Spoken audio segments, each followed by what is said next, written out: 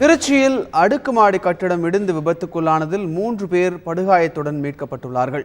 மேலும் பலர் அந்த கட்டடத்தில் சிக்கியிருக்கலாம் என்று அஞ்சப்படுகிறது. இது குறித்து நேரடி தகவல்களை தருகிறார் அங்குள்ள எமது செய்தியாளர் விஜயகோபால். இப்போ இந்த கட்டடம் விபத்து, அதாவது இந்த கட்டடம் எந்த இடத்துல இருக்கு, எதனால இந்த கட்டடம் விபத்துக்குள்ளானது, அதை பற்றிய தகவல்கள் சொல்லுங்க. திருச்சி சிங்காரத்தோப்பு அருகே புகழ்வாய்ந்த நத்தர்வள்ளி தர்கா என்ற ஒரு புகழ்வாய்ந்த தர்கா ஒன்று இருக்கிறது. இந்த தர்காவை சுற்றி கிட்டத்தட்ட ஒரு 5000க்கும் மேற்பட்ட குடும்பங்கள் வசித்து வருகின்றனர். இந்த குடும்பங்களை பொறுத்தவரை இந்த பகுதி முழுவதுமே கிட்டத்தட்ட சென்னை திருவல்லிக்கேணி போன்ற மிகவும் குறுகலான சந்துகள் நிறைந்த பகுதிகள். இந்த பகுதியிலே ஏராளமான குடியிருப்புகள் ஒரு 10,000க்கும் மேற்பட்ட மக்கள் இந்த பகுதியில் வசித்து வருகின்றனர். இன்று இரவு சரியாக ஒரு 8:30 மணி அளவில் இந்த பகுதியில் உள்ள ஜலால் என்பவருக்கு சொந்தமான ஒரு கட்டிடம் இடிந்து விழுந்தது. இது 3 மாடி கட்டிடம்.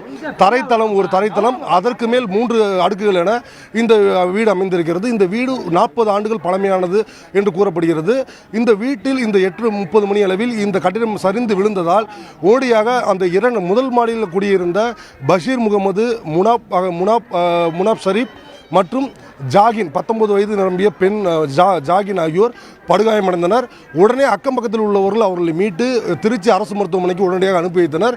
இதை தவிர 2 மற்றும் 3வது தளங்களிலும் குடியிருப்பு வாசிகள் இருந்ததனால், அந்த வீட்டிலும் வசித்து வந்ததனால் இவர்களும் உள்ளுக்கு சிக்கியிருக்கலாம் என்று அஞ்சப்படுகிறது.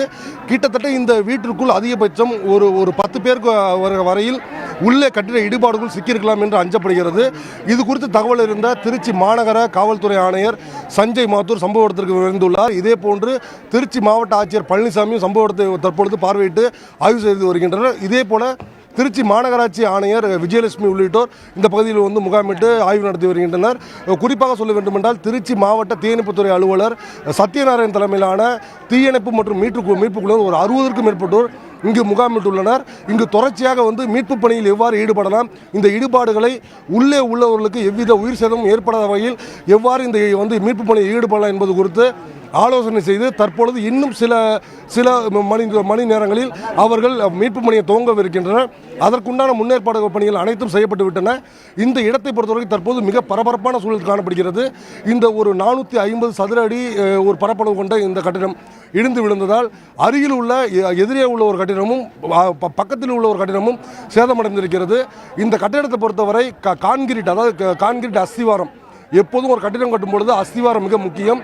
ஆனால் இங்கு அஸ்திவாரம் இல்லாமல் கட்டப்பட்ட இந்த கட்டடம் காரணமாகவே இந்த கட்டடம் சரிந்துள்ளதாகவும் இந்த விபத்து ஏற்பட்டுள்ளதாகவும் கருதப்படுகிறது. இதுவே இந்த பிரச்சனை மிக முக்கியமாக காணப்படுகிறது. இது குறித்து நம்மளிடம் பேசிய திருச்சி மாநகர காவல்துறை ஆணையர் சஞ்சய் மாத்தூர், இந்த கட்டடம் பழமையான கட்டடம் என்பதால் இடிந்து விழுந்திருந்தது.